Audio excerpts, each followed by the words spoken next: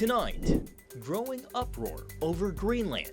President Trump rants up his push for U.S. control while American allies warn of serious fallout. The power struggle that's putting global alliances at risk. Plus, 1,500 troops on standby. President Trump threatens to send in the military as clashes over ICE raids rock Minneapolis. And a war of words between Washington and Tehran. The latest on Iran's bloody crackdown on protesters while U.S. warships move in. Plus, from hospitals to churches, they turn blank walls into places kids love. This is a ministry to us, it really is.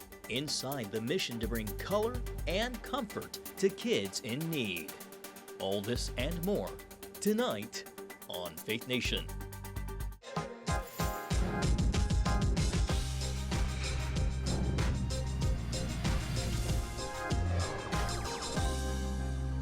The growing feud between the United States and Europe over the fate of Greenland. Good evening from our news bureau in Washington. I'm John Jessup. Well, President Trump remains adamant about taking control of Greenland, deepening a tense standoff between Washington and some of its closest European allies. Trump's threat of tariffs on countries who oppose the move has prompted allies to weigh what's called the Big Bazooka, which was intended to give the EU countermeasures for China's heavy-handed trade tactics, not the U.S. Tonight, Trump's warning 8 NATO allies, including Denmark, France, Germany, and the United Kingdom, that he will impose a 10% import tax beginning February 1st until a deal is reached to purchase Greenland. France's president calls the threats, quote, unacceptable, while Sweden says it refuses to be blackmailed. The administration sees Greenland as strategic to national security. Critics point out that the United States already operates a military base there, and forcing a takeover risks destabilizing the NATO alliance. Despite the backlash, the White House is not ruling out force as Denmark sends additional troops to Greenland, raising the stakes in an already volatile standoff. Well, the president's pursuit of Greenland is drawing mixed reaction from Washington lawmakers, with some pushing back against the idea of U.S. control of Greenland. Joining us now is CBN Capitol Hill correspondent Michelle London. London, what more are they saying? Well, John, several Democrats and Republicans are concerned about the president's plan, warning the latest escalation puts NATO at risk. If he wants to purchase Greenland, that's one thing, but for him to militarily invade would turn Article 5 of NATO on its very head and, in essence, put us at war with NATO itself. And over the weekend, a bipartisan U.S. congressional delegation visited the region, hoping to reassure both Denmark and Greenland following the president's threat to punish countries with higher tariffs if they don't support him.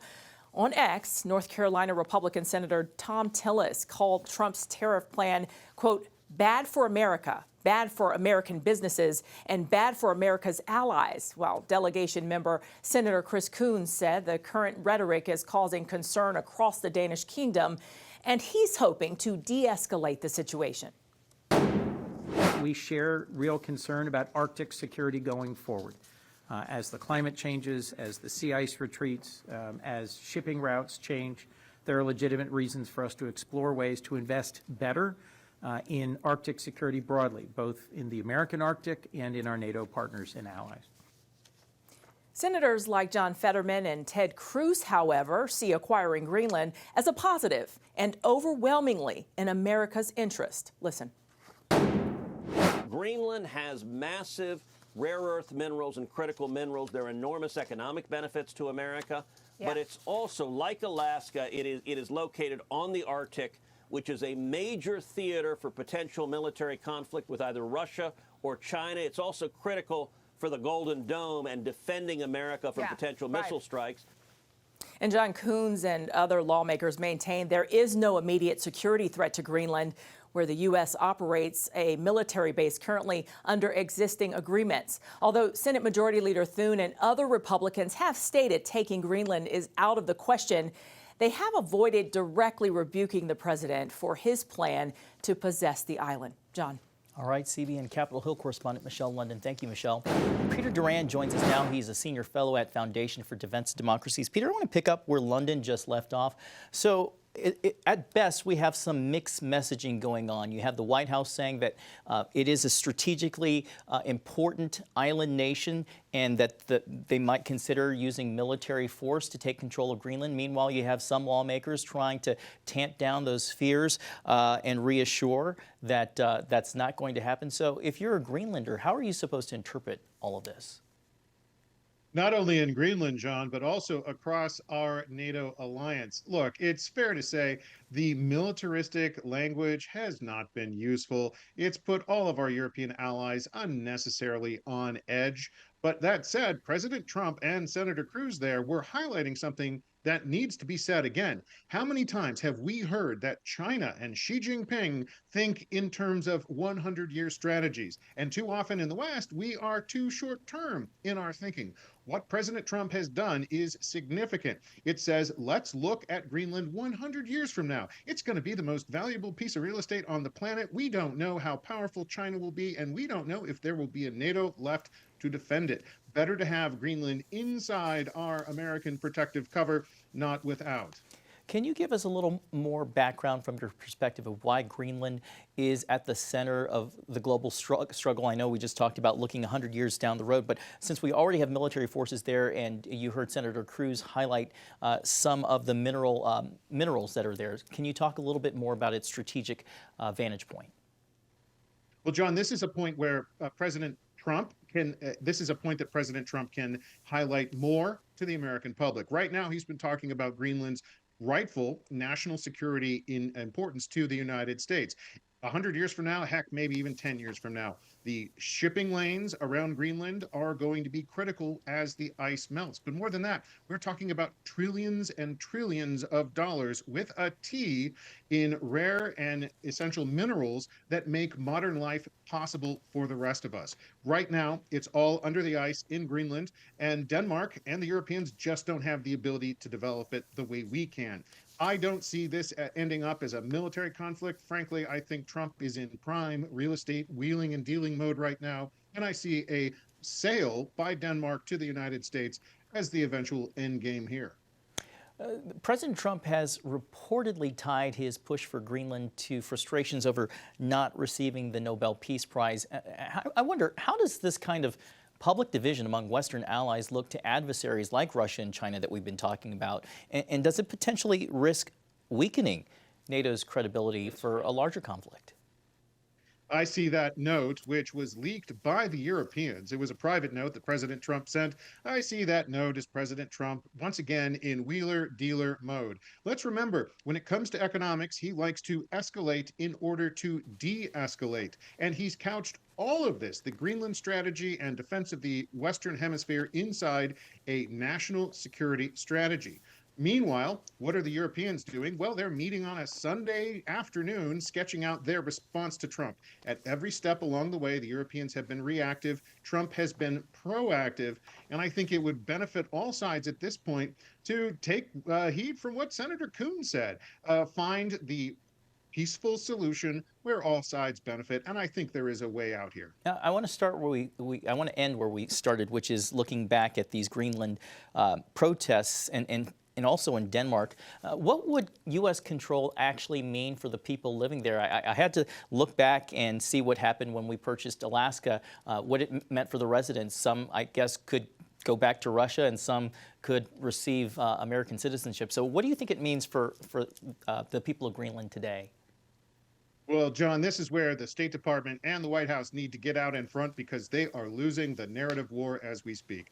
Everyone in Greenland has the possibility of becoming very wealthy. We have models, not just like Alaska, where Alaskan citizens all enjoy an annual payout of the resources that are developed in their state, but we have many models, such as the Northern Mariana Islands or the Marshall Islands. Lots of examples that we can use from the past apply to the present in Greenland. All right, Peter Duran with Foundation for Defense of Democracies, thank you so much for your time and being with us tonight. Thanks for having me. Well, in other news, the standoff in Minnesota could intensify. At least 1,500 active duty troops are on standby for possible deployment in the wake of ongoing protests over ICE raids there. Over the weekend, the anti-ICE demonstrations interrupted a Minneapolis church service.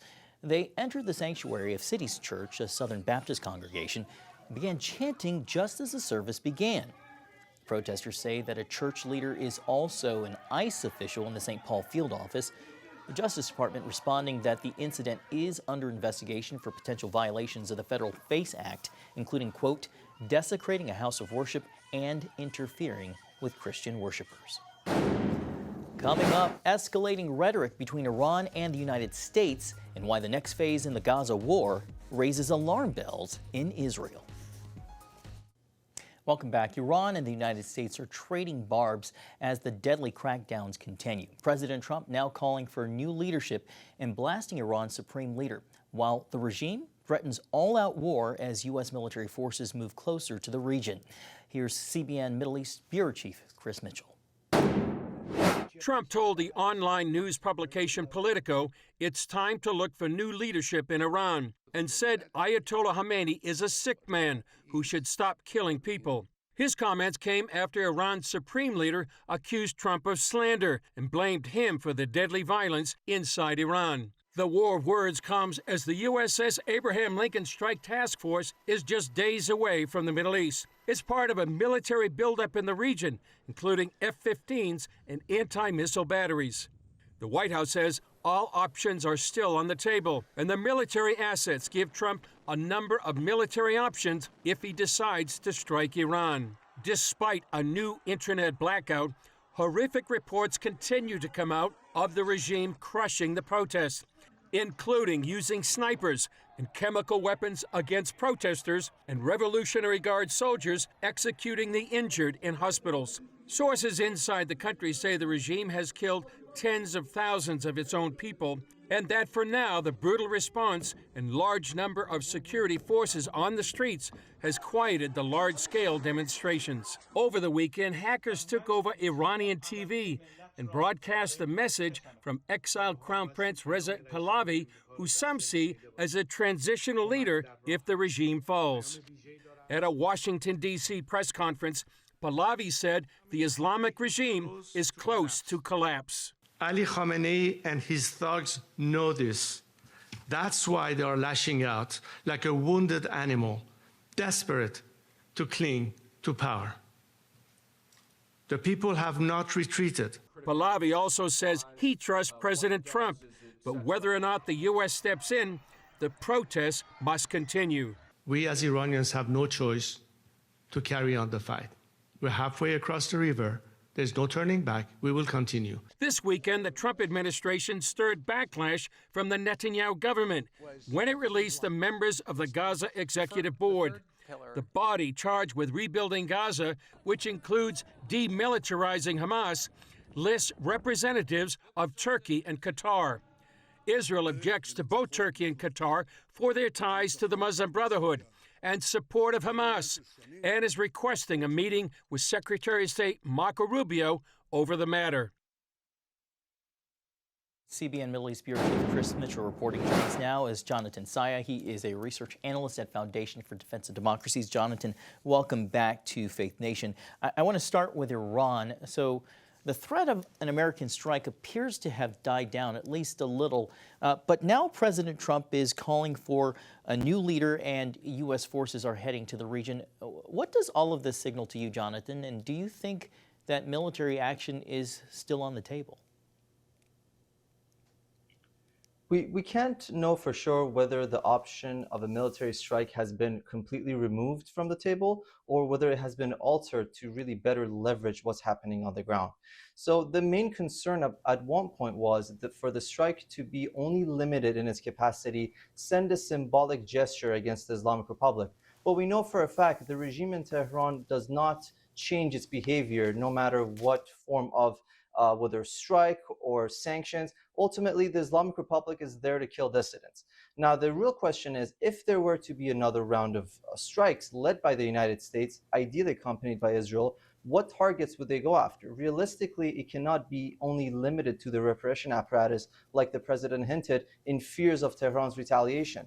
So what is more likely to happen is for us to really see a situation where U.S. warplanes accompanied by Israel would go after ballistic missile stockpiles to prevent Tehran's deterrence capabilities, go after drone manufacturing, but more importantly, level the playing field between unarmed protesters and armed militias backed by Tehran. And that would really change the calculus on the ground, enabling this protest movement to expand and really transform into a revolution. You know, hackers recently aired a message from the exiled crown prince on Iranian state TV. Do you think he's actually someone who could emerge as a transitional leader, or is that just maybe wishful thinking from outside observers? It's really a message that was sent from Iranians inside, and that's where he gains his legitimacy. So there were two real main, campaigns that were carried out by the Crown Prince that have situated him really well to be a transition figure. One is the fact that he was able to bring people out to the protest. That was unprecedented for one leader to call for protest and for us to see a surge. That's what happened on last Thursday. The numbers were simply unprecedented. But more importantly, with the Crown Prince, he also has a day after plan. Again, we have not seen any opposition figures in any capacity to have an idea as to what to do, how to lead the transition, more importantly, how to get sanctions really for a country that's been under rigorous UN and American sanctions. So whatever angle you look at, this is the only viable option Iranians in the West and Israelis and allies in the region have that would lead to a secular form of government, a form of government that's not going to be aggressive to its regional neighbors. It's not going to have nuclear ambitions. And it's the only form of government that can ensure that Iran stays a unified country and there would be no issues with separatist groups or other terrorist networks emerging out of Iran. All extremely important in developing a civil and peaceful society. I want to move on to Gaza. Israel clearly upset with President Trump and who he has invited onto the peace board, including Turkey and Qatar. Russia is also on that list. Why are these specific invitations so concerning for the state of Israel? And what do you think it signals about the direction of the U.S. policy in the region? The main concern in Jerusalem is the fact that Turkey and Qatar, both of which have been strong proponents of Hamas, of course, Muslim Brotherhood-backed governments that have fueled chaos throughout the region. So it's a very legitimate concern. That said, these are states that are neighboring Israel to an extent. Like it or not, they do have an influence across the region, unfortunately. So this really signals from the administration that instead of icing certain actors out, this is Washington's way to ensuring that at least certain demands could be met. Again, this is not an ordinary form of reconstruction entity. This is a really large-scale, extensive committee that is there to ensure not only peace, but also transition towards a reconstructed Gaza. And that's no joke. So you really need a buy-in from all regional states. But ultimately, it really demonstrates that Washington was able to bring different countries from all sides of the spectrum onto one board and with one focus. So really, it signals our diplomacy really fighting back against what Beijing or Moscow have sought to do but failed to deliver. We'll have to leave it there. Jonathan Saya with Foundation for Defense of Democracies. Thank you so much for being with us. Up next, from hospitals to churches, how colorful murals like these are helping kids feel safe when Faith Nation returns. Any parent knows that kids often struggle with anxiety when they have to visit the doctor's office or go to the hospital. CBN's Ephraim Graham introduces us to two men working to ease those fears using fun and creative distractions to help keep kids calm. From radiation rooms to hospitals to churches, Ernie Pacheco and Mark Sullivan are the masterminds behind these mural masterpieces.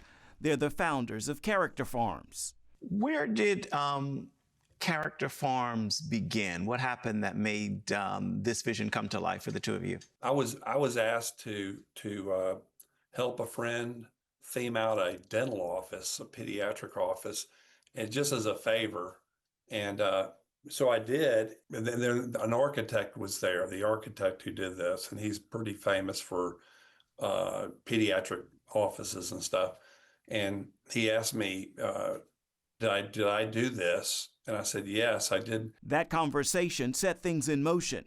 They began working with hospitals and dentist offices, and eventually churches. The approach Mark and I have had with our clients that are hospitals or dentists, or even kids ministries, is we kind of, we like to think of our clients as like, we're partnering with them to help them. But that's helped us a lot because Mark and I talk all the time. We're not interested in fleecing somebody one time. It's like we want to go about it and help them. After work in the medical field, churches took notice and wanted these themes in their children's ministries. We've put a deck together for churches and children's nursery and ministries, children's, and it has a lot of content in there that's eye-opening. What would you say is the impact in terms of what you're seeing and hearing about what this is doing to the children on the receiving end of this? Right off the top,